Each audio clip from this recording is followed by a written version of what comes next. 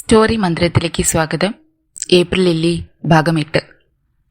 Cancer ചികിത്സിച്ച് ഭേദമാക്കാമെന്നാണല്ലോ ചില ഡോക്ടർമാർ പറയുന്നത്. പ്രതീക്ഷ കൈവിടാതെ അശോകിനെ ഫാദർ ഇമ്മാനുവൽ നോക്കി. ചില ക്യാൻസറുകൾ തുടക്കത്തിൽ തന്നെ കണ്ടുപിടിച്ച് ശരിയായ ട്രീറ്റ്മെന്റ് നടത്തിയാൽ പൂർണ്ണ സുഖം കിട്ടുന്നതായി കണ്ടിട്ടുണ്ട്.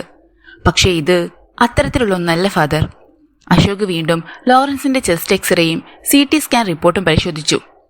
ലങ് ക്യാൻസർ പിടിപെട്ടാൽ ഒരു തിരിച്ചുപോക്ക് അത്യപൂർവമാണ്. ഇത് പ്രൈമറി സ്റ്റേജ് കഴിഞ്ഞിരിക്കുന്നു. ബ്രോങ്കോജനിക് കാർസിനോമസ് എന്ന ഈ രോഗം ഇരുവശത്തെയും ശ്വാസകോശങ്ങളിൽ പിടിമുറുക്കി കഴിഞ്ഞു. അയാൾ പറഞ്ഞു, ഇവിടെ ട്രീറ്റ്മെന്റ് സർജറിക്ക് പുറമെ കീമോതെറാപ്പിയോ റേഡിയേഷനോ ഇത്തരം കേസുകളിൽ പരീക്ഷിക്കാറുണ്ട്. അതിനുവേണ്ട സൗകര്യങ്ങൾ ഈ ഹോസ്പിറ്റലിലുമുണ്ട്. വേറെ എവിടെ കൊണ്ടുപോയാലും ഇതിലപ്പുറം ഒന്നും ചെയ്യാനില്ല ഫാദർ. ഫാദർ ഇമ്മാനുവൽ ചിന്താമഗ്നനായി ഒരു നിമിഷം ഇരുന്നു. ഇനിയിപ്പം നമ്മൾ എന്തു ചെയ്യും? അദ്ദേഹം ചോദിച്ചു. സർജറി നടത്തി അസുഖം ബാധിച്ച ഭാഗം റിമൂവ് ചെയ്യാൻ ഈ പ്രായത്തിൽ ബുദ്ധിമുട്ടാണ്. കീമോതെറപ്പിയാണ് ആദ്യം പരീക്ഷിക്കാൻ പറ്റുന്നത്, അശോക് പറഞ്ഞു. ലോറൻസിനെ ഇക്കാര്യം അറിയിക്കണ്ടേ? വേണം, മെർലിനും പറയണമല്ലോ. ഫാദർ ഇക്കാര്യം അവരോട് പറയണം. അതിനാണ് ഞാൻ വരാൻ പറഞ്ഞത്. ഞാൻ എങ്ങനെ പറയും അശോക്? ഡോക്ടർ എന്ന നിലയിൽ അശോകാണ് അക്കാര്യം ബോധ്യപ്പെടുത്താൻ എന്തുകൊണ്ടും അനുയോജ്യൻ. ഫാദർ ഇമ്മാനുവൽ വേദനാജനകമായ ആ ദൗത്യത്തിൽ നിന്ന് ഒഴിവാക്കാൻ ശ്രമിച്ചു. മെർലിന്റെ ഫാദറോട് ഞാൻ സംസാരിക്കാം, പക്ഷെ മെർലിനോട് അതെനിക്ക് പറ്റില്ല. നിങ്ങൾ തമ്മിൽ അത്ര നല്ല ടേംസിലായില്ല അല്ലേ? എനിക്ക് വിഷമമുണ്ട്. അവളുടെ മനസ്സിലെന്തോ കരട് വീണിട്ടുണ്ട്. അല്ലെങ്കിൽ പിന്നെ ട്രീറ്റ്മെന്റ് ഇന്ന് തന്നെ ആരംഭിച്ചാൽ അത്രയും നല്ലത്, അശോക് ഓർമ്മിപ്പിച്ചു. ഞാൻ മെർലിനോട് സംസാരിക്കാം. ഫാദർ ഇമ്മാനുവൽ മെല്ലെ എഴുന്നേറ്റു. അശോക് അദ്ദേഹത്തിന്റെ ഒപ്പം വാതിൽ വരെ ചെന്നു. ഒന്നും പറയാതെ തലയും താഴ്ത്തിയ അദ്ദേഹം ഇടനാഴിയുടെ അറ്റത്തേക്ക് നടന്നു. ഫാദർ ചെന്നപ്പോൾ ലോറൻസിന്റെ മുറി അടഞ്ഞു കിടക്കുകയായിരുന്നു. അദ്ദേഹം കതകിൽ മൃദുവായി ഒന്ന് മുട്ടി. ഒരു നിമിഷം കഴിഞ്ഞപ്പോൾ മെർലിൻ വന്ന് വാതിൽ തുറന്നു. Good afternoon father. അദ്ദേഹം തലയൊന്ന് തളിപ്പിച്ചതല്ലാതെ പ്രത്യഭിവാദനം ചെയ്തില്ല. ഫാദർ ലോറൻസിന്റെ സമീപത്തേക്ക് ചെന്നു. മയക്കത്തില്ല പപ്പ, ഇപ്പം ഒരു ഇഞ്ചക്ഷൻ കൊടുത്തതേയുള്ളൂ, മെർലിൻ അറിയിച്ചു. എങ്ങനെയുണ്ട് ഇപ്പോൾ? ശ്വാസതടസ്സമുണ്ട്, വേദനയും. അദ്ദേഹം ലോറൻസിന്റെ മുഖത്തേക്ക് നോക്കി അല്പനേരം നിന്നു. ഷേവ് ചെയ്യാത്തത് കാരണം കവിളുകളിൽ വെളുത്ത കുട്ടിരോമങ്ങൾ വളർന്നു നിൽക്കുന്നു. ക്ഷീണിതമാണ് മുഖം. നമുക്ക് പുറത്തേക്കൊന്ന് പോയാലോ? പെട്ടെന്ന് ഫാദർ ചോദിച്ചു. എന്തിനാണ് ഫാദർ? സംസാരിക്കാനുണ്ട്. എന്താണ്? Please come with me. അദ്ദേഹം പുറത്തേക്കിറങ്ങി. മെർലിനും വെളിയിലേക്കിറങ്ങിയിട്ട് വാതിലടിച്ചു. ഡ്യൂട്ടി സിസ്റ്ററോട് ഒന്ന് പറഞ്ഞിട്ട് വരൂ, പപ്പയൊന്ന് ശ്രദ്ധിക്കണേന്ന്. നമ്മൾ ഒരു ഡ്രൈവിങ്ങിന് പോവാണ് ഫോർ 10 minutes. അവൾ ചോദ്യഭാവത്തിൽ അദ്ദേഹത്തെ ഒന്ന് നോക്കി. പിന്നെ ഒന്നും പറയാതെ ഡ്യൂട്ടി നഴ്സിന്റെ റൂമിന് നേരെ നടന്നു. ഫാദർ ഇമ്മാനുവൽ കാത്തുനിന്നു. അവൾ വേഗം മടങ്ങി വന്നു. രണ്ടുപേരും നിശബ്ദരായിട്ടാണ് കാർ പാർക്കിംഗ് സ്ഥലത്തേക്ക് നടന്നത്. അദ്ദേഹം കാറിന്റെ ഡോർ തുറന്ന് ഡ്രൈവിംഗ് സീറ്റിലേക്ക് ഇരുന്നു. മെർലിൻ ഇടതുവശത്തെ സീറ്റിലും. കാർ മെല്ലെ ഹോസ്പിറ്റലിന്റെ ഗേറ്റ് കടന്ന് പുറത്തേക്കിറങ്ങി. വണ്ടി ആദ്യത്തെ ഹെയർപിൻ വളവ് കയറാൻ തുടങ്ങിയപ്പോൾ അവൾ തലതിരിച്ച് അദ്ദേഹത്തെ ഒന്ന് നോക്കി. ഫാദർ ഇതുവരെ ഒന്നും പറഞ്ഞില്ല. പറയാനുള്ളത് ഒട്ടും സന്തോഷകരമായ കാര്യമല്ലെന്ന് നിനക്കിപ്പോൾ ഊഹിക്കാൻ കഴിഞ്ഞു കാണുമല്ലോ. അവൾ ഒന്നും മിണ്ടിയില്ല. ഞാൻ അശോകിനെ കണ്ടിരുന്നു. അശോകിന്റെ കാര്യം സംസാരിക്കാൻ ഞാൻ ആഗ്രഹിക്കുന്നില്ല. അശോകിന്റെ കാര്യം പറയാനല്ല ഞാൻ നിന്നെ വിളിച്ചിറക്കി കൊണ്ടുവന്നത്. പക്ഷെ മെർലിൻ, നീ അവനെ തെറ്റിദ്ധരിച്ചിരിക്കുകയാണ്. എനിക്കതിൽ ദുഃഖമുണ്ട്. ചുണ്ടുകൾ തമ്മിൽ അമർത്തി മെർലിൻ ഇരുന്നു. പച്ചക്കറി നിറച്ച ട്രക്ക് കയറ്റുമിറങ്ങി വരുന്നുണ്ടായിരുന്നു. വളവ് തിരിഞ്ഞ് കാർ സമതലത്തിലെത്തി. റോഡരികിൽ ഒരു ചെമ്പകമരം, അതിനപ്പുറത്ത് താഴേക്ക് പതിക്കുന്ന ഒരരുവി. ചെമ്പകമരത്തിന്റെ ചുവട്ടിൽ ഫാദർ കാർ നിർത്തി. ദുഃഖകരമായ ഒരു സംഗതി അറിയിക്കാനാ ഞാൻ മെർലിനെ വിളിച്ചുകൊണ്ടുവന്നത്. നിന്റെ പപ്പയ്ക്ക് ആസ്മ അല്ല. പിന്നെ? ഉത്കണ്ഠയോടെ അവൾ അദ്ദേഹത്തെ നോക്കി. ബ്രോങ്കോജനിക് കാർസിനോമ എന്നാണ് അശോക് പറഞ്ഞത്. അതായത് ലങ് ക്യാൻസർ. മെർലിൻ നടുങ്ങിപ്പോയി. ഫാദർ? അതെ, ഒരു റിക്കവറിക്ക് ചാൻസ് തീരെയില്ല. എന്ത് സംഭവിച്ചാലും be prepared to face the worst. ഇരു കൈകൾ കൊണ്ട് മുഖം പൊത്തി മെർലിൻ പൊട്ടിക്കരഞ്ഞു. ഫാദർ ഇമ്മാനുവൽ നിസ്സഹായതയോടെ അത് കണ്ടിരുന്നു. ചെമ്പകത്തിൽ നിന്ന് ഒരു പൂവ് നിലത്തേക്ക് കൊഴിഞ്ഞു വീണു. അശോക് ചെന്നപ്പോൾ ലോറൻസ് ഉണർന്നു കിടക്കുകയായിരുന്നു. മുറിയിൽ മെർലിനെ കണ്ടില്ല. അശോകിന്റെ ഡ്യൂട്ടി കഴിഞ്ഞോ? അയാളെ കണ്ട് ലോറൻസ് ചോദിച്ചു. ഇല്ല. കയ്യിൽ സ്റ്റെതസ്കോപ്പ് കണ്ടില്ല, അതുകൊണ്ട് ചോദിച്ചതാണ്. കസേര നീക്കിയിട്ട് അശോക് ബെഡിനടുത്തിരുന്നു. മെർലിൻ എവിടെ പോയി? അയാൾ ചോദിച്ചു. ഇമ്മാനുവൽ അച്ഛൻ വന്നിട്ടുണ്ടായിരുന്നു. അച്ഛൻ്റെ കൂടെ പുറത്തു പോയെന്നാണ് ഡ്യൂട്ടി നേഴ്സ് വന്ന് പറഞ്ഞത്. അശോകിന് കാര്യം മനസ്സിലായി. എനിക്ക് വീട്ടിൽ പോകാറായോ അശോക്? ലോറൻസ് ചോദിച്ചു. പോകാറായി എന്ന് തോന്നുന്നുണ്ടോ? ഇല്ല, പക്ഷേ തൽക്കാലം മെർലിന്റെ പപ്പയെ ഞാൻ ഇവിടുന്ന് വിടുന്നില്ല. അപ്പോൾ എനിക്ക് എന്നും വന്ന് കാണാമല്ലോ. ലോറൻസ് പുഞ്ചിരിച്ചു. പക്ഷെ മെഡിക്കൽ ബില്ല്? പോകുമ്പോൾ നമ്മൾ സമ്പാദിച്ചതൊന്നും കൊണ്ടുപോകില്ലല്ലോ. ഇവിടുന്നുണ്ടാക്കിയത് നമുക്ക് ഇവിടെ തന്നെ ചെലവഴിച്ചിട്ട് പോകാം, അശോക് പറഞ്ഞു. എനിക്ക് വിരോധമില്ല, പക്ഷെ മെർലിന്റെ കാര്യം ഓർക്കുമ്പോൾ അദ്ദേഹത്തിന്റെ കണ്ണുകളിൽ വിഷാദം നിറഞ്ഞു. മെർലിനെ സുരക്ഷിതമായ കൈകളിൽ ഏൽപ്പിക്കാൻ പോവാണല്ലോ. അവളെ ഒരുപാട് സ്നേഹിക്കുന്ന ഒരു പുരുഷന്റെ കൈകളിൽ. അവളുടെ നിർബന്ധം കൊണ്ടാ ഞാനത് സമ്മതിച്ചത്. ചാൾസിനെ എനിക്കിഷ്ടമാണ്, പക്ഷേ മെർലിന്റെ ഹസ്ബൻഡായി അയാളെ ഇമാജിൻ ചെയ്യാൻ പോലും എനിക്ക് കഴിയുന്നില്ല. ഒരുപാട് ഏജ് ഡിഫറൻസ് ഉണ്ട്. She deserved a lovable young man like you. Ashok ഒന്ന് പകച്ചു. അവൾ അശോകിനെയാണ് പ്രപ്പോസ് ചെയ്തിരുന്നതെങ്കിൽ I would have been much happier. അങ്ങനെയല്ല, മെർലിന്റെ സെലക്ഷനാണ് ബെസ്റ്റ്, എല്ലാ അർത്ഥത്തിലും. എത്രയും വേഗം അവരുടെ മാരേജ് നടത്തണം. അക്കാര്യം പറയാൻ കൂടിയാണ് ഞാൻ വന്നത്. ചോദ്യഭാവത്തിൽ ലോറൻസ് അയാളെ നോക്കി. വിചാരിച്ചതിലതിലും ഇത്തിരി സീരിയസ് ആണ് മെർലിന്റെ പപ്പയുടെ അസുഖം. എക്സ്റേയും സ്കാൻ റിപ്പോർട്ടും നോക്കിയപ്പോൾ ലങ് ക്യാൻസറിന്റെ തുടക്കമാണോ എന്നൊരു സംശയം. അദ്ദേഹം ഒന്ന് ഞെട്ടി. വെറും സംശയമാണോ അതോ? സത്യം പറ അശോക്, അദ്ദേഹം ആവശ്യപ്പെട്ടു. തുടക്കമാണ്. ട്രീറ്റ്മെന്റ് ഉടൻ തുടങ്ങുന്നതാണ് ബുദ്ധി. പറ്റിയാൽ ഇന്ന് തന്നെ, അല്ലെങ്കിൽ നാളെ. അല്പനേരം നിശബ്ദനായി മുഖം കുനിച്ച് ലോറൻസ് ഇരുന്നു. പിന്നെ പെട്ടെന്ന് തല ഉയർത്തി നോക്കി. എനിക്കിനി എത്ര ദിവസത്തെ ജീവിതം അവശേഷിച്ചിട്ടുണ്ട്? ലങ് ക്യാൻസർ പിടിപെട്ടാൽ മരണം കുതിരപ്പുറത്ത് കയറിയാണ് വരികയെന്ന് കേട്ടിട്ടുണ്ട്. അങ്ങനെയൊന്നുമില്ല സാർ. എന്തായാലും അവരുടെ മാരേജ് ഫിക്സ് ചെയ്ത സ്ഥിതിക്ക് 1 മാസത്തിനുള്ളിൽ നമുക്കത് നടത്തുന്നല്ലേ നല്ലത്, അശോക് ചോദിച്ചു. അദ്ദേഹം ആലോചനയോടെ മെല്ലെ തലകുലുക്കി. Now I understand. 1 മാസം, അല്ലെങ്കിൽ 1.5. അതിലപ്പുറം എനിക്ക് ഈ ഭൂമിയിൽ ജീവിതമില്ല. ലോറൻസിന്റെ സ്വരം നേർത്തുപോയി. അതൊക്കെ ദൈവം തീരുമാനിക്കുന്നത് പോലെയല്ലേ സാർ. എത്രയോ പേർ ദിവസവും വാഹനാപകടത്തിൽ മരിക്കുന്നു. ക്യാൻസർ വെറുമൊരു കാരണം മാത്രം. നമ്മൾ അതോർത്ത് വേവലാതിപ്പെട്ടിട്ട് കാര്യമില്ല. അശോക് അദ്ദേഹത്തെ ആശ്വസിപ്പിക്കാൻ ശ്രമിച്ചു. എനിക്ക് എന്നെ ഓർത്ത് വേവലാതിയില്ല. പക്ഷേ മെർലിന്റെ കാര്യം, അതാണ് എന്നെ തളർത്തുന്നത്. തീരുമാനങ്ങൾ എടുക്കാൻ കഴിവും തന്റെ ഇടവുമുള്ള പെണ്ണാണ് മെർലിൻ. അവളെ ഓർത്ത് ദുഃഖിക്കേണ്ട കാര്യമില്ല സാർ. പക്ഷേ തെറ്റായൊരു തീരുമാനമാണ് അവൾ ഇപ്പോൾ എടുത്തിരിക്കുന്നത്. ഞാനൊരു കാര്യം റിക്വസ്റ്റ് ചെയ്താൽ അശോക് അത് തള്ളിക്കളയുമോ? ലോറൻസ് ചോദിച്ചു. എന്താണ് സാർ? ചാൾസുമായി മെർലിന്റെ മാരേജ് ഇതുവരെ ഫിക്സ് ചെയ്തിട്ടില്ല. ചർച്ചിൽ ഇക്കാര്യം ഞാൻ സംസാരിച്ചിട്ടുമില്ല. എന്നുവെച്ചാൽ വിൽ യു മാരി ഹെർ? മറുപടി പറയാൻ അശോകിന് ഒരു നിമിഷം പോലും ആലോചിക്കേണ്ടി വന്നില്ല. No sir, I can't. മെർലിനെ ഇഷ്ടമല്ലാത്തത് കൊണ്ടല്ല, എനിക്കതിന് അർഹതയില്ലെന്നറിയാവുന്നത് കൊണ്ടാണ്. Sorry, I'm sorry, Lawrence പിറുപിറുത്തു. അപ്പോഴാണ് വാതിൽ തുറന്ന് മെർലിൻ കയറി വന്നത്. അവളുടെ കണ്ണുകൾ കലങ്ങി ചുവന്നിരുന്നു. മുഖം കരഞ്ഞു വീർത്തിരുന്നു. ലോറൻസും മെർലിനും പരസ്പരം ഒന്ന് നോക്കി. അവളുടെ കണ്ണുകൾ നിറഞ്ഞൊഴുകാൻ തുടങ്ങി. പപ്പാ, ഡോൺ വറി, പപ്പയ്ക്ക് ഒന്നും സംഭവിക്കത്തില്ല. നാളെ മുതൽ ട്രീറ്റ്മെന്റ് തുടങ്ങാൻ പോവല്ലേ, അദ്ദേഹം പറഞ്ഞു. മെർലിൻ ബെഡിനടുത്ത് ചെന്ന് മുട്ടുകുത്തി നിന്ന് ലോറൻസിന്റെ കൈയെടുത്തു പിടിച്ചു. അവളുടെ കണ്ണുകളിൽ നിന്ന് ഒഴുകിയിറങ്ങിയ കണ്ണീർ അദ്ദേഹത്തിന്റെ കൈയിലേക്ക് വീണ് പൊട്ടിച്ചിതറി. അശോക് മെല്ലെ മുറിയിൽ നിന്നിറങ്ങി. വെയിലൊട്ടുമില്ല. എങ്കിലും മുറ്റത്ത് വലിച്ചു കിട്ടിയ പ്ലാസ്റ്റിക് കൈയിൽ അശോകിന്റെ വസ്ത്രങ്ങൾ കഴുകി ഓരോന്നായി സ്വീറ്റി തോരാനിട്ടു. തണുപ്പ് കാരണം അവ ഉണങ്ങിക്കിട്ടാൻ ഒരാഴ്ചയെങ്കിലും എടുക്കാമെന്ന് അവൾക്ക് തോന്നി. അശോകിന്റെ മുറി അടിച്ചുവാരി വൃത്തിയാക്കി തറ മുഴുവൻ അവൾ തുടച്ചു. മുറിയിലെ ഫർണിച്ചർ നേരെ പിടിച്ചിട്ടു. പുസ്തകങ്ങളും മാസികകളും അടുക്കി വെച്ചു. പേരറിയാത്തൊരു ചെടിയുടെ പൂക്കൾ പറിച്ച് ഫ്ലവർ വേസിൽ വെച്ചു. അപ്പോഴാണ് ലാൻഡ് ഫോൺ ബെല്ലടിച്ചത്. ഹോസ്പിറ്റലിൽ നിന്ന് അശോക് വിളിക്കുകയായിരിക്കുമോ? അവൾ വേഗം ചെന്ന് റിസീവർ എടുത്തു.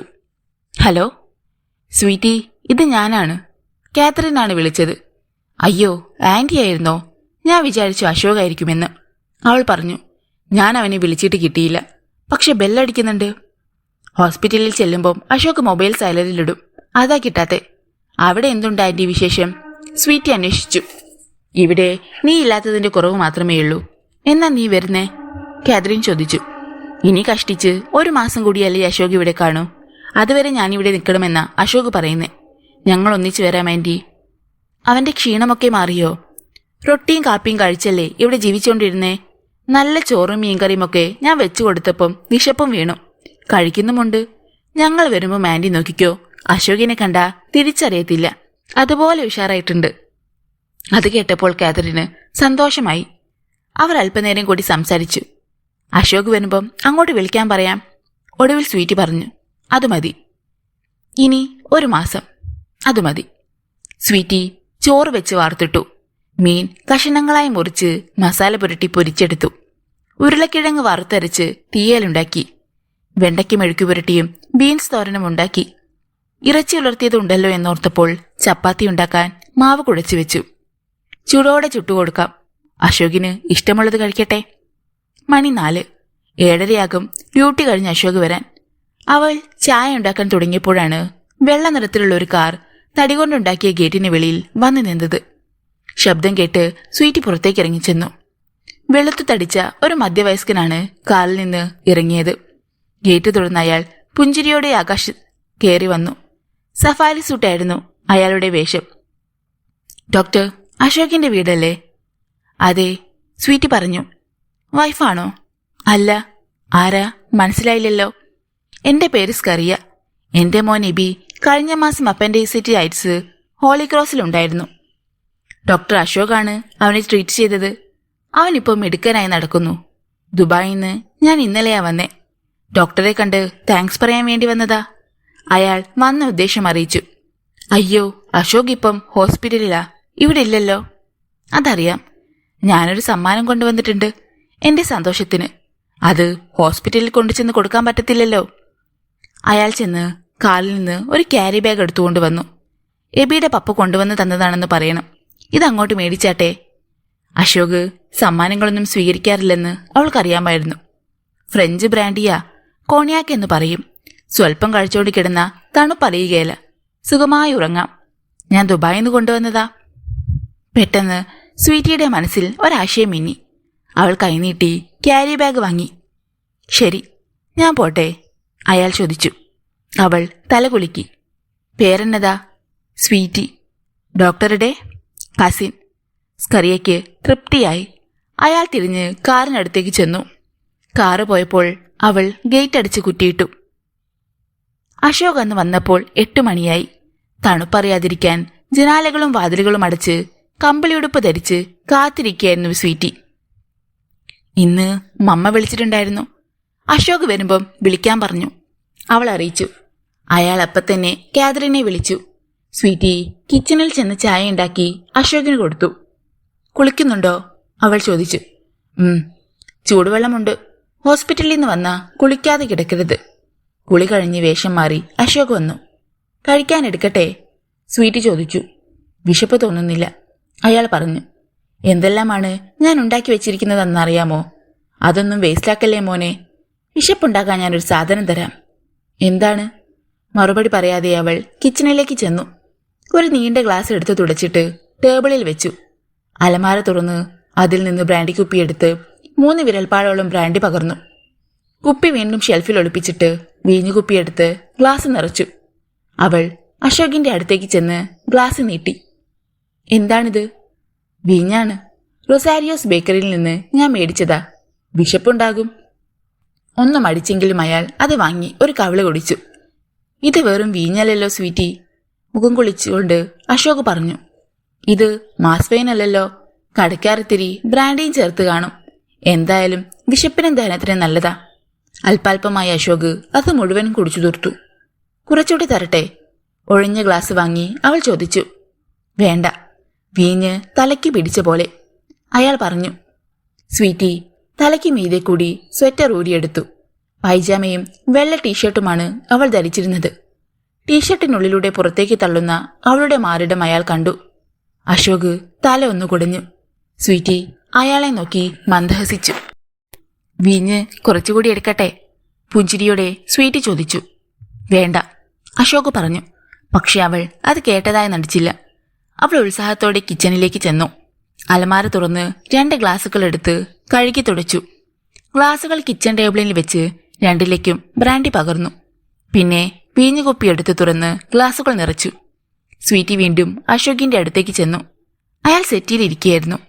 ഇതാ കഴിക്ക്. ഒരു ഗ്ലാസ് അവൾ അയാളുടെ നേർക്ക് നീട്ടി. അയാൾ അവളുടെ നേർക്ക് ഒന്ന് നോക്കി. പുറത്ത് മഞ്ഞ് പെയ്യുകയാണ്. ഇളം തണുപ്പ് അരിച്ചരിച്ച് കയറി വരുന്നത് അശോക് അറിയുന്നില്ലേ?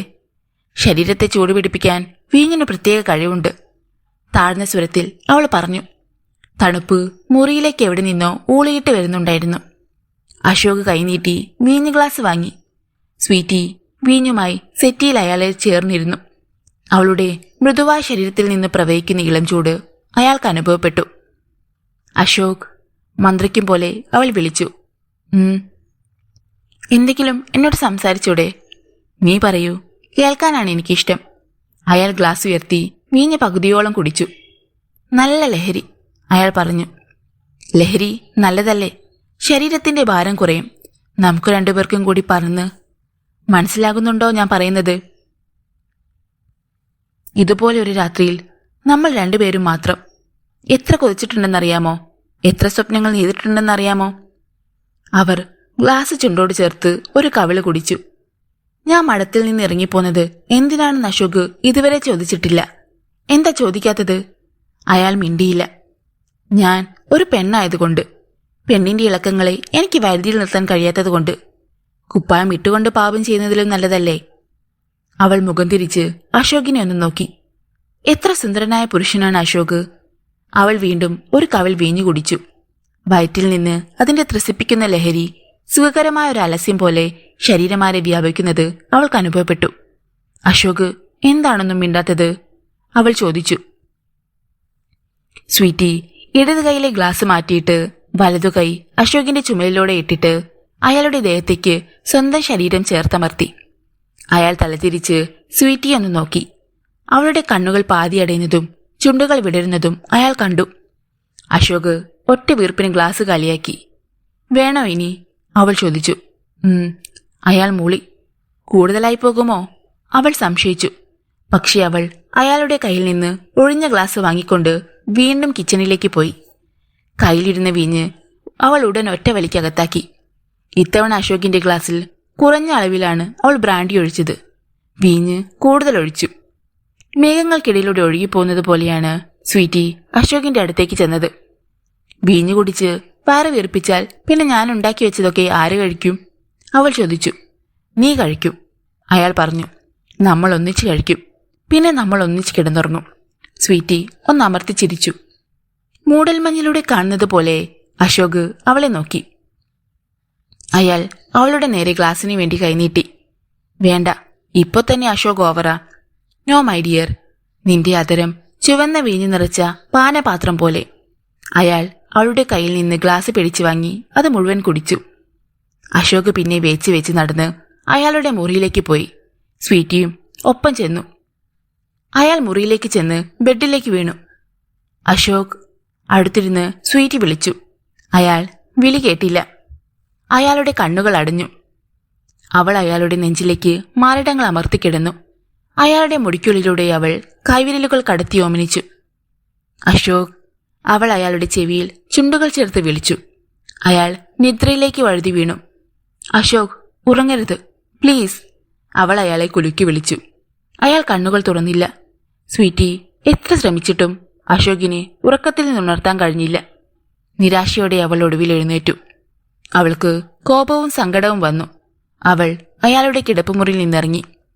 ഒഴിഞ്ഞ ഗ്ലാസും എടുത്ത് അവൾ കിച്ചണിലേക്ക് പോയി.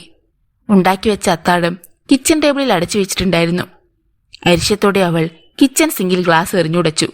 പിന്നെ അവളുടെ മുറിയിലേക്ക് ചെന്ന് കിടക്കയിൽ കമിഴ്ന്നു കിടന്നു. അശോക് മെല്ലെ കണ്ണുകൾ തുറന്നു. ശബ്ദമൊന്നും കേൾക്കുന്നില്ല എന്ന് മനസ്സിലായപ്പോൾ എഴുന്നേറ്റ് ചെന്ന് വാതിലടച്ച് ബോൾട്ടിട്ടു. ഒരു വിധത്തിൽ രക്ഷപ്പെട്ടു. സ്വീറ്റിയുമായി ഒരു തുറന്ന സംഭാഷണം നടത്താതെ പറ്റില്ല. എന്നിട്ടും അവൾക്ക് മനസ്സിലാകുന്നില്ലെങ്കിൽ അവളെ ഉടൻ ഇവിടുന്ന് പറഞ്ഞു വിടേണ്ടി വരും. അശോക് ഉറങ്ങാൻ ശ്രമിച്ചു. അല്പനേരം കഴിഞ്ഞപ്പോൾ നിദ്ര വന്ന് അയാളുടെ കൺപോളകളെ തഴുകി.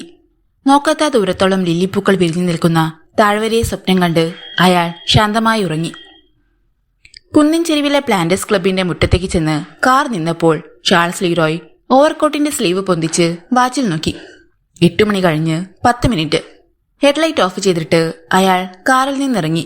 രാത്രിക്ക് നല്ല തണുപ്പ്. പാർക്ക് ചെയ്തിരുന്ന കാറുകൾക്കിടയിൽ ഡോക്ടർ ക്ലെമന്റിന്റെ കാറ് കിടക്കുന്നത് അയാൾ പെട്ടെന്ന് കണ്ടു. ഹോളിക്രോസ് ഹോസ്പിറ്റലിന്റെ ഡയറക്ടറാണെങ്കിലും പ്ലാന്റേഴ്സ് ക്ലബിൽ വന്ന് 2 സ്കോച്ച് വിസ്കി അകത്താക്കിയില്ലെങ്കിൽ അയാൾക്കുറക്കം വരില്ല. ചാൾസ് പുഞ്ചിരിയോടെ പടികൾ കയറി കണ്ണാടിവാതിൽ തുറന്ന് ക്ലബിലേക്ക് കയറി ചെന്നു. റമ്മി കളിക്കുന്നവരുടെ കൂട്ടത്തിൽ ഡോക്ടർ ക്ലെമൻ ഉണ്ടാകുമെന്ന് അയാൾക്കറിയാമായിരുന്നു. Good evening mister Charles. Club secretary Thomson അയാളെ കണ്ട് അഭിവാദനം ചെയ്തു. Good evening. You look so young and smart യുനൈറ്റ്. മുടി ഉഴന്നടിച്ച 60കാരൻ തോംസൺ അത് കേട്ട് ഉച്ചത്തിൽ പൊട്ടിച്ചിരിച്ചു. റിക്രിയേഷൻ ഹാളിലേക്കാണ് ചാൾസ് നേരെ പോയത്.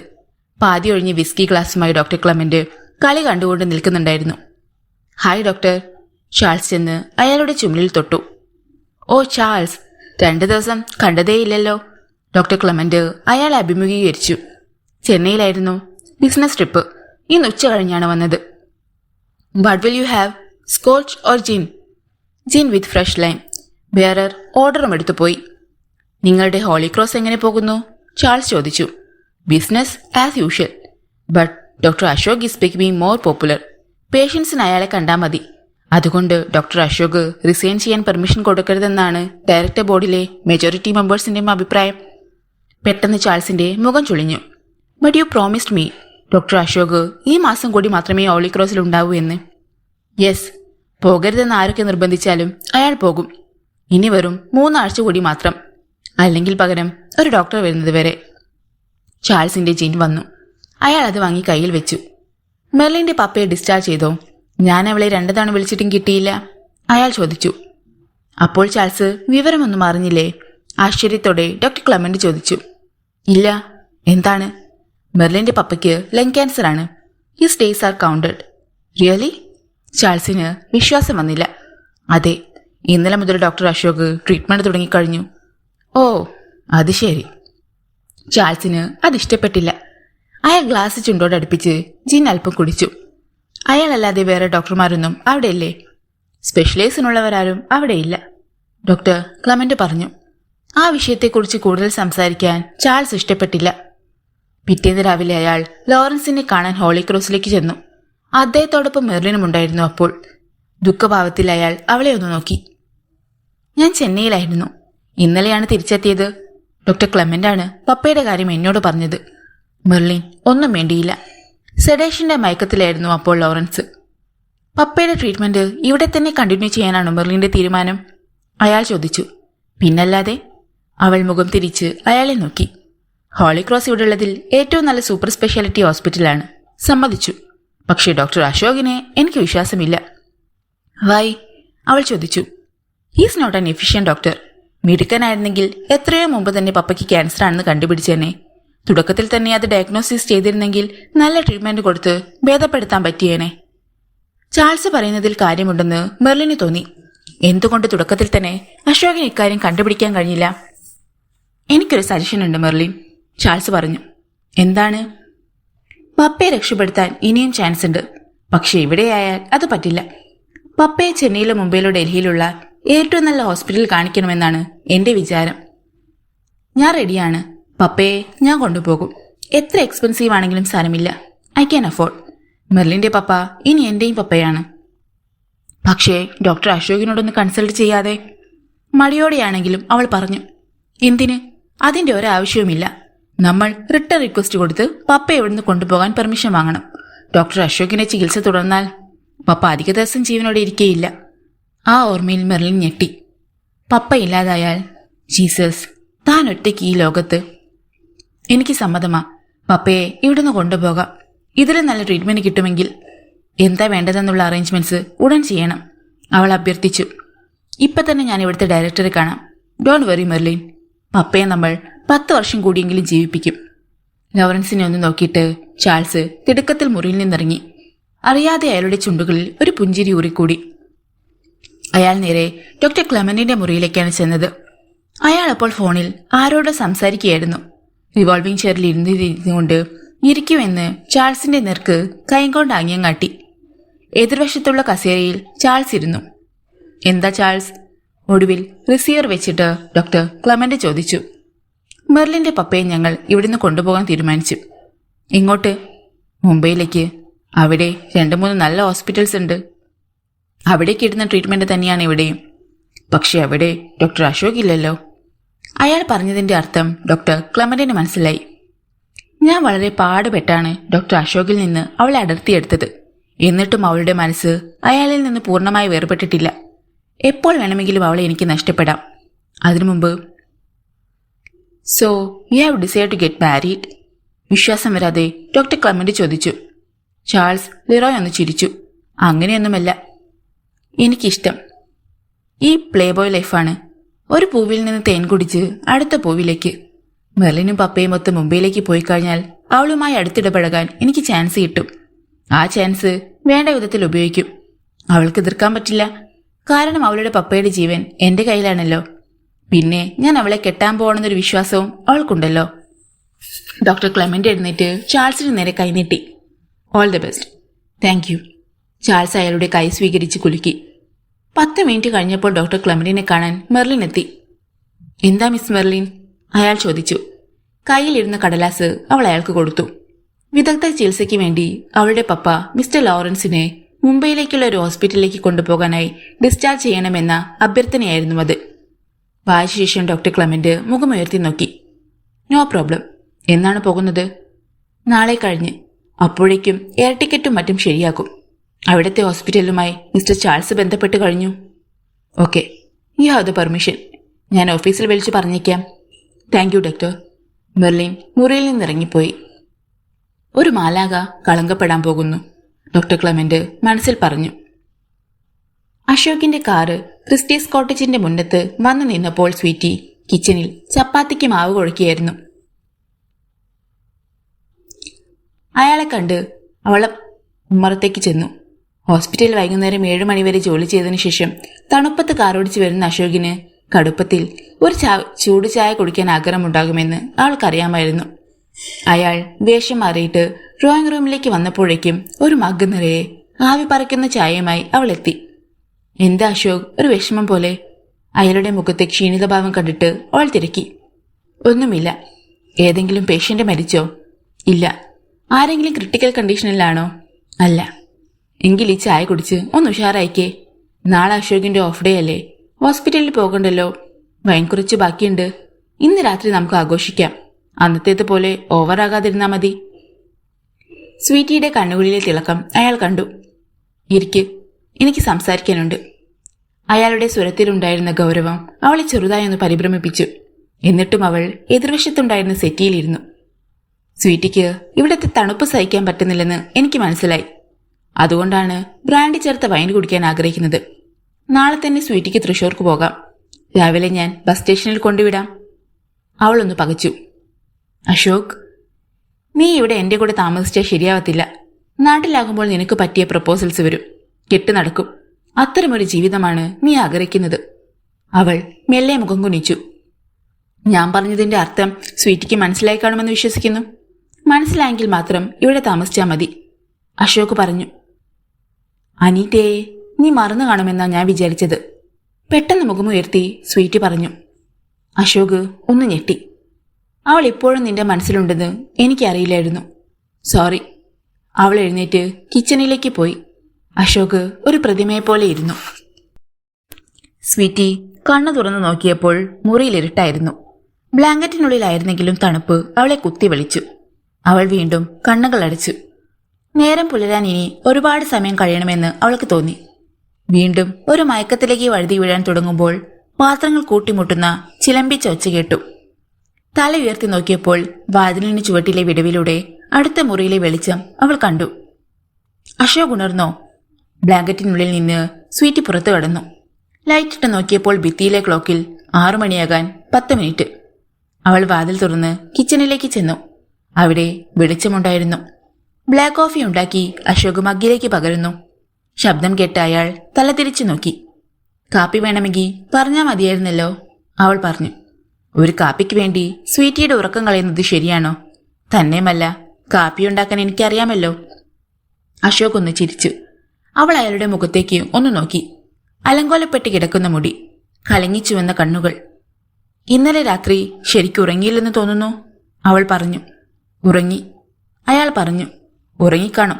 തടസ്സമൊന്നുമില്ലാതെ ഉറങ്ങിക്കാണില്ലെന്നാ ഞാൻ ഉദ്ദേശിച്ചത്. സ്വീറ്റിക്ക് കാപ്പി വേണോ? വിഷയം മാറ്റാനായി അയാൾ ചോദിച്ചു. വേണം, അവൾ പറഞ്ഞു. അവൾ ബാത്റൂമിൽ ചെന്ന് മുഖം കഴുകിയിട്ട് വന്നു. അപ്പോഴേക്ക് അയാൾ അവൾക്ക് വേണ്ടി മഗ്ഗ് നിറയെ ആവി പറക്കുന്ന കാപ്പി ഒഴിച്ചു വെച്ചിരുന്നു. അവർ ഡ്രോയിങ് റൂമിൽ വന്നിരുന്നു. പഴയ ഓർമ്മകൾ അശോകിനെ വല്ലാതെ ശല്യപ്പെടുത്തി കാണും. എനിക്കറിയാം, ഞാൻ അതൊന്നും ഓർമ്മിപ്പിക്കാൻ പാടില്ലായിരുന്നു. സോറി. ഒരിക്കലും എനിക്ക് മറക്കാൻ പറ്റുന്ന സംഭവങ്ങളല്ലല്ലോ അതൊന്നും. ചിലപ്പോൾ വർഷങ്ങൾ കഴിഞ്ഞാൽ കുറേയൊക്കെ മനസ്സിന്റെ അടിത്തട്ടിലേക്ക് താഴ്ന്നു പോകുമായിരിക്കും. പക്ഷെ അവയൊന്നും ഒരിക്കലും മാഞ്ഞു പോവുകയില്ല. അവർ നിശബ്ദരായി അല്പനേരം കാപ്പി കുടിച്ചിരുന്നു. എനിക്കിന്ന് കുറച്ച് നേരത്തെ പോണം, അശോക് പറഞ്ഞു. എപ്പോൾ? അവൾ ചോദിച്ചു. 8:30 ഹോസ്പിറ്റലിൽ എത്തണം. മെർലിന്റെ പപ്പയ്ക്ക് റേഡിയേഷൻ കൊടുക്കേണ്ട ദിവസമാണിന്ന്, അയാൾ പറഞ്ഞു. എനിക്ക് മെർലിനെ ഒന്ന് കാണണമെന്നുണ്ട്, സ്വീറ്റി ആഗ്രഹം അറിയിച്ചു. അതിനെന്താ, ഹോസ്പിറ്റലിലേക്ക് വന്നാൽ മതി. ഞാൻ വരാം. സ്വീറ്റി വീണ്ടും ഉറങ്ങാൻ പോയില്ല. അവൾ നേരത്തെ ബ്രേക്ക്ഫാസ്റ്റ് ഉണ്ടാക്കി. 8 മണിയായപ്പോൾ അശോക് പോയി. സ്വീറ്റിക്ക് പിന്നെ പ്രത്യേകിച്ച് ചെയ്യാൻ ജോലിയൊന്നുമില്ലാതായി. അവൾ വാതിൽ തുറന്ന് പുറത്തേക്കിറങ്ങി. ചൂടില്ലാത്ത ഇളവയിൽ പരന്നിരുന്നു. മുന്നിൽ വലിയൊരു മല, അതിന്റെ പള്ളയിലൂടെ ഹെയർപിൻ വളവുകൾ പോലെ ചുറ്റിപ്പോകുന്ന റോഡ്. നോക്കി നിൽക്കെ ഒരു ചുവന്ന കാർ കയറ്റം കയറി പോകുന്നത് അവൾ കണ്ടു. ചാൾസ് ലീറോയുടെ കാറായിരിക്കുമോ അത്? സ്വീറ്റിക്ക് കൗതുകം തോന്നി. അവൾ മുറിയിലേക്ക് ഓടിച്ചെന്ന് ഹാൻഡ് ബാഗിൽ നിന്ന് ചാൾസിന്റെ വിസിറ്റിംഗ് കാർഡ് എടുത്തു നോക്കി. 3 ഫോൺ നമ്പറുകളാണ് അതിലുണ്ടായിരുന്നത്. ടെലിഫോണിന്റെ അടുത്തേക്ക് ചെന്ന് അവൾ കസേര നീക്കിയിട്ടിരുന്നു. പിന്നെ റിസീവർ എടുത്ത് ആദ്യത്തെ നമ്പറിലേക്ക് വിളിച്ചു. റിംഗ്ടോണായി ഇംഗ്ലീഷ് ഗാനമാണ് കേട്ടത്. ഹലോ, മുഴക്കമുള്ള ഒരു പുരുഷ ശബ്ദം. Hello, mister Charles Leroy? സ്വരം കഴിയുന്നത്ര മധുരതരമാക്കി അവൾ ചോദിച്ചു. അതെ, ആരാണിത്? എന്റെ സ്വരം കേട്ടിട്ട് മനസ്സിലാക്കാൻ കഴിയുന്നില്ലേ? അവൾ ചോദിച്ചു. സോറി, ഞാൻ സ്വീറ്റിയാണ്. ഒരു നിമിഷത്തെ നിശബ്ദത, പിന്നെ ഒരു പൊട്ടിച്ചിരി. മൈ ഗോഡ്, ഞാനൊരു മണ്ടൻ. കേൾക്കാൻ ഇത്രയും സുഖമുള്ള ശബ്ദത്തിന്റെ ഉടമ സ്വീറ്റിയാണെന്ന് ഞാൻ ഓർക്കേണ്ടതായിരുന്നു. അത് സാരമില്ല. ക്രിസ്റ്റീസ് കോട്ടേജിന്റെ മുമ്പിൽ നിന്ന് നോക്കിയപ്പോൾ ദൂരെ കയറ്റം കയറിപ്പോകുന്ന ചുവന്ന കാറ് കണ്ടു. അപ്പോൾ എനിക്ക് ചാൾസിനെ ഓർമ്മ വന്നു. അതുകൊണ്ടാണ് വിളിച്ചത്. ആ കാറിന് എന്റെ നന്ദി. അതെന്തിനാ? ആ കാറ് കണ്ടതുകൊണ്ടാണല്ലോ സ്വീറ്റി എന്നെക്കുറിച്ച് ഓർത്തതും വിളിച്ചതും. അയ്യോ, അങ്ങനെയല്ല. ചാൾസിനെ ഞാൻ ഇടയ്ക്കിടയ്ക്കൊക്കെ ഓർക്കാറുണ്ട്, അവൾ പറഞ്ഞു. എന്നെക്കുറിച്ച് എന്താണ് ഓർക്കാറ്? ഞാൻ കണ്ടിട്ടുള്ളവരിൽ വെച്ച് ഇഷ്ടം തോന്നിയ സുന്ദരന്മാരായ പുരുഷന്മാർ കുറച്ചേയുള്ളൂ. അവരിൽ ഒരാളാണ് ചാൾസ്. അപ്പൊ പിന്നെ ഓർക്കാതിരിക്കാൻ പറ്റുമോ? അയാൾ ചിരിച്ചു. Thanks for the compliment. എനിക്കും ഇതേ കാര്യമാണ് സ്വീറ്റിയെക്കുറിച്ച് പറയാനുള്ളത്. ഒരുപാട് സ്ത്രീകളെ ഞാൻ കണ്ടിട്ടുണ്ട്. പക്ഷേ വേണമെന്ന് തോന്നിയ സ്ത്രീകൾ വളരെ കുറച്ചു മാത്രം. അവരിൽ ഒരാളാണ് സ്വീറ്റി. സന്തോഷം കൊണ്ട് അവളുടെ മുഖം ചുവന്നു. ശരീരം കോരിത്തരിച്ചു. ചാൾസ് ഇപ്പോൾ എവിടെയാണ്? അവൾ ചോദിച്ചു. എസ്റ്റേറ്റ് ഓഫീസിലാണ്. എങ്കിൽ ഞാൻ ശല്യപ്പെടുത്തുന്നില്ല, വെച്ചോളൂ. അത് സാരമില്ല. ഇഷ്ടമുള്ളവരോട് സംസാരിക്കാൻ മറ്റ് ജോലികളൊക്കെ മാറ്റിവെക്കാൻ എനിക്ക് മടിയൊന്നുമില്ല. അതിരിക്കട്ടെ, നമ്മൾ ഇനി എന്നാ കാണുന്നത്? എന്ന് വേണമെങ്കിലും. പകൽ മുഴുവൻ ഞാൻ തനിച്ചാണ് ഇവിടെ, അവൾ പറഞ്ഞു. 2-3 ദിവസത്തിനകം ഞാൻ മുംബൈയിലേക്ക് പോകും. മിക്കവാറും ഒരാഴ്ച കഴിഞ്ഞ് തിരിച്ചു വരൂ. എന്നിട്ട് കാണാം. ഓക്കെ, ഞാൻ ക്രിസ്റ്റീസ് കോട്ടേജിൽ വരാം. എന്നിട്ട് സ്വീറ്റിയെയും കൊണ്ട് എന്റെ ഗസ്റ്റ് ഹൗസിലേക്ക് പോകും. ദൂരെയാണോ? അവൾ ചോദിച്ചു. അല്ല, 30 മിനിറ്റ്സ് ഡ്രൈവ്. അത് കുഴപ്പമില്ല. സന്ധ്യയ്ക്ക് മുമ്പ് എനിക്ക് തിരിച്ചെത്തണം. No problem. അപ്പോൾ മുംബൈയിൽ നിന്ന് വന്നിട്ട് എന്നെ വിളിക്കണം. തീർച്ചയായും മൈ ഡിയർ. പുഞ്ചിരിയോടെ സ്വീറ്റി റിസീവർ വെച്ചു. റേഡിയേഷൻ കഴിഞ്ഞ് ലോറൻസിനെ വാർഡിലേക്ക് കൊണ്ടുവന്നപ്പോൾ അദ്ദേഹം വല്ലാതെ ക്ഷീണിതനായിരുന്നു. കുടിക്കാൻ എന്തെങ്കിലും വേണോ പപ്പ? മെർലിൻ ചോദിച്ചു. ഇപ്പോ ഒന്നും വേണ്ട മോളെ. എനിക്ക് കുറച്ചുനേരം വെറുതെ കണ്ണടച്ച് കിടക്കണം, അദ്ദേഹം പറഞ്ഞു. ചെറിയ തണുപ്പുണ്ടായിരുന്നു അന്തരീക്ഷത്തിന്. അവൾ അദ്ദേഹത്തെ ഒരു സ്വെറ്റർ ധരിപ്പിച്ചു. അദ്ദേഹം കണ്ണുകളടച്ച് നിശ്ചലനായി കിടന്നു. അപ്പോഴാണ് ചാൾസിന്റെ കോള് വന്നത്. പപ്പയെ ശല്യപ്പെടുത്തണ്ട എന്ന് കരുതി അവൾ മൊബൈല് സൈലന്റിലാണ് ഇട്ടിരുന്നത്. അവൾ ഫോണെടുത്ത് ശബ്ദമുണ്ടാക്കാതെ വാതിൽ തുറന്ന് പുറത്തേക്കിറങ്ങി. ഹലോ, അവൾ കോൾ അറ്റൻഡ് ചെയ്തു. മെർലിൻ പപ്പയുടെ അടുത്താണോ? അതെ. ഞാൻ ഹോസ്പിറ്റലിൽ വന്നിട്ടുണ്ട്. വാർഡിലേക്ക് വരട്ടെ? അയാൾ ചോദിച്ചു. വേണ്ട, സംസാരിച്ചാൽ പപ്പയ്ക്ക് ഡിസ്റ്റർബൻസ് ആകും. ഞാൻ പുറത്തേക്ക് വരാം, അവൾ പറഞ്ഞു. ഓക്കെ, ഞാൻ ഇവിടെ ഗാർഡനിലുണ്ട്. ലോറൻസിന്റെ മുറിയുടെ വാതിൽ മെല്ലെ ചേർത്തടിച്ച് മെർലിൻ ഇടനാഴിയിലൂടെ സ്റ്റെയർകേസിന്റെ അടുത്തേക്ക് നടന്നു. പടികളിൽ ഇറങ്ങി ചെല്ലുന്നത് ഒരു ചെറിയ ഹാളിലേക്കാണ്. അവിടെയാണ് രജിസ്ട്രേഷൻ കൗണ്ടറും എൻക്വയറിയും സന്ദർശകർ ഇരിക്കാനുള്ള സ്ഥലവും. കണ്ണാടി വാതിൽ തുറന്ന് അവൾ പുറത്തേക്കിറങ്ങി ചെന്നു. ഹോസ്പിറ്റലിന്റെ മുമ്പിൽ ഒരു പൂന്തോട്ടമുണ്ട്. പല നിറത്തിലുള്ള റോസും സീനിയയും ഡാലിയയും ക്രിസാന്തിമാവും മറ്റനേകം പൂച്ചെടികളും അവിടെയുണ്ട്. പൂന്തോട്ടത്തിലുണ്ടായിരുന്ന കാസ്റ്റൈൻ ചാരുബെഞ്ചിൽ ചാൾസ് ഇരിക്കുന്നുണ്ടായിരുന്നു. ഫുൾ സ്യൂട്ടിലായിരുന്നു അയാൾ. മെർലിൻ വരൂ, അവളെ കണ്ട് അയാൾ ക്ഷണിച്ചു. അവൾ ചെന്ന് അയാളിൽ നിന്ന് അല്പം അകലമിട്ട് ചാരുബെഞ്ചിലിരുന്നു. മറ്റന്നാൾ നമ്മൾ പപ്പയും കൊണ്ട് മുംബൈയിലേക്ക് പറക്കുന്നു. ഫ്ലൈറ്റ് ടിക്കറ്റ് ഇന്ന് കിട്ടി. എയർപോർട്ടിൽ ആംബുലൻസ് വെയിറ്റ് ചെയ്യുന്നുണ്ടാവും. പപ്പയെ അന്ന് തന്നെ അഡ്മിറ്റാക്കും. ചില ടെസ്റ്റുകൾ അവർ വീണ്ടും നടത്തും. അത് കഴിഞ്ഞാലുടൻ ട്രീറ്റ്മെന്റ് തുടങ്ങും, അയാൾ പറഞ്ഞു.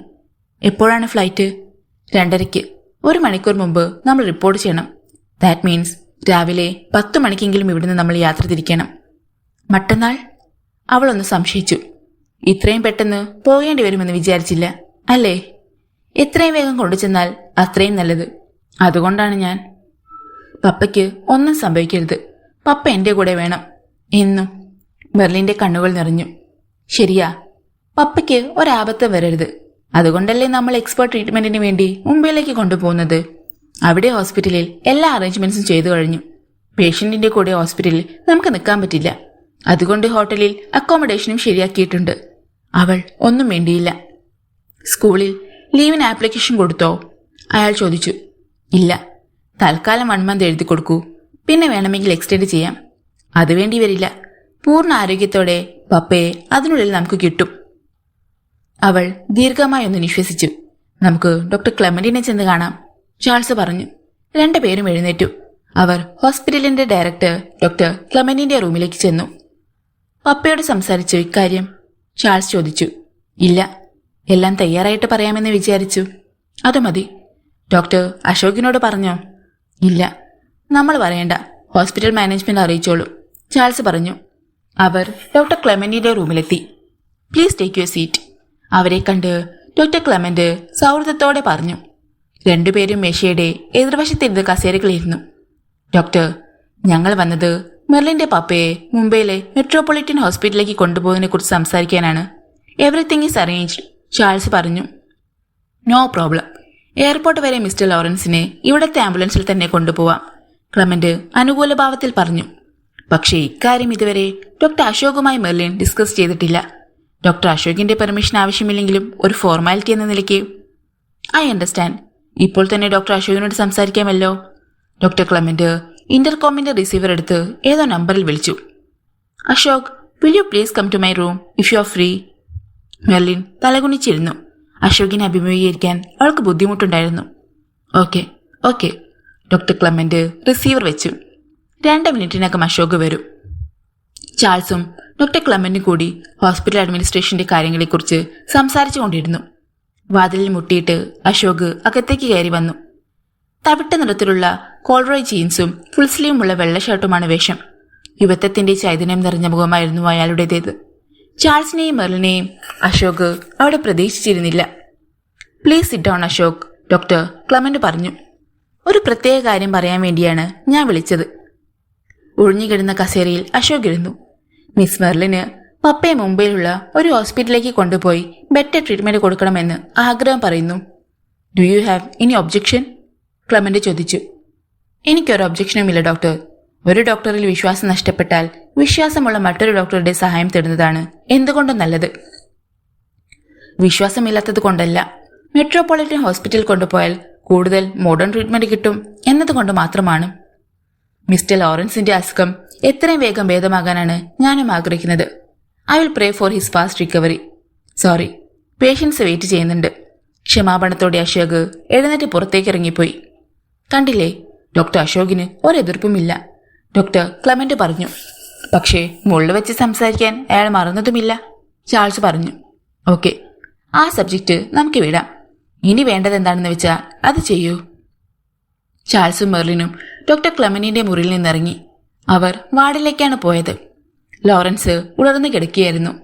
ചാൾസിനെയും മെർലിനെയും കണ്ട് അദ്ദേഹം തുറച്ചു നോക്കി. പപ്പാ, we have made a decision. നമ്മൾ മറ്റന്നാൾ മുംബൈയിലേക്ക് പോകുന്നു, മെർലിൻ പറഞ്ഞു. ബാക്കി കാര്യങ്ങൾ ചാൾസ് ആണ് അവതരിപ്പിച്ചത്. ഇനി എന്റെ തീരുമാനം പറയട്ടെ. എല്ലാം ശ്രദ്ധയോടെ കേട്ടുകഴിഞ്ഞപ്പോൾ ലോറൻസ് ചോദിച്ചു. എന്താണ് പപ്പാ? ആകാംക്ഷയോടെ മെർലിൻ അദ്ദേഹത്തെ നോക്കി. ഹോളിക്രോസിൽ നിന്ന് ഞാൻ എങ്ങോട്ടും പോകുന്നില്ല.